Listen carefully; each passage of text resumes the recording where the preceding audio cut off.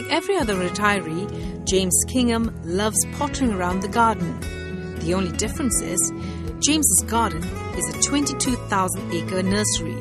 Nearly every foot of this garden is filled with jungle trees and jungle plant seedlings. You really have to see it to believe it.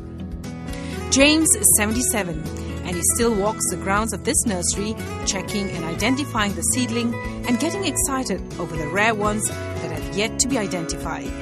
James is also known as a tree guru amongst botanists and landowners around this region.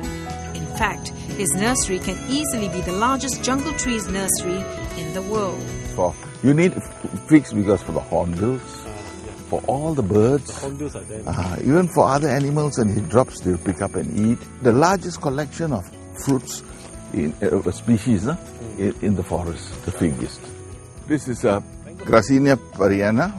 It's edible. You look at the young fruits. Fired by a huge passion for jungle trees, James began learning about replanting forest trees soon after retiring as a planter with Sime Darby plantations. He was self-taught and spent many fruiting seasons in the jungle with his faithful helpers Sheila and Puma.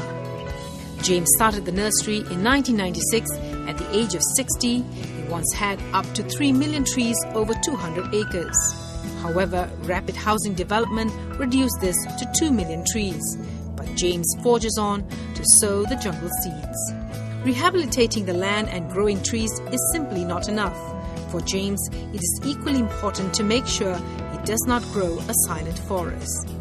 Now, this is a tree plant that I was very impressed. When I first went to Gunung Jirai, I found this fig. It reminded me of the frangipani leaves, and it was a beautiful tree. This is not matured yet, but once it matures, it becomes a deep orangey red, and it's very good for birds. I like to collect figs that are prolific fruiters. You can put a higher density of figs in your food chain and you get more and more birds. To beat the rapid depletion of the forest, James has started to popularize jungle trees for urban landscaping. This means growing trees that are hardy and need little water, such as trees that are good for rooftop gardens. In Langkawi, we have, it's one of the oldest places in the world. We have the sandstone and we have the limestone outcrops that join together, close together. In the limestone outcrop, just on the hard surface of the limestone, where there is a crevice, you find this Dipshoria, dipterocarp, growing. This is one very attractive dipterocarp. It's called Opia ferra. It grows on the limestone outcrop as a small treelet. Every time the new flush comes, it gives a very attractive color. Lilinia excelsa is here. It's in odd places near riversides and all. But they don't grow big. They are about 20, 30 feet tall. But they are very nice, very, very attractive plants. Now this one is a very rare tree. It's called Omosia sumatrana. And it's beautiful leaves once it establishes, and the fruits are like the saga. With his plans in place, James needs only to make sure that someone carries his legacy. And for this, he has his son Richard and his grandson Sean. I'm managing labor, and every day I learn bit by bit. I'm only 18. Over the years, I started to learn, and I started to appreciate nature. I am starting.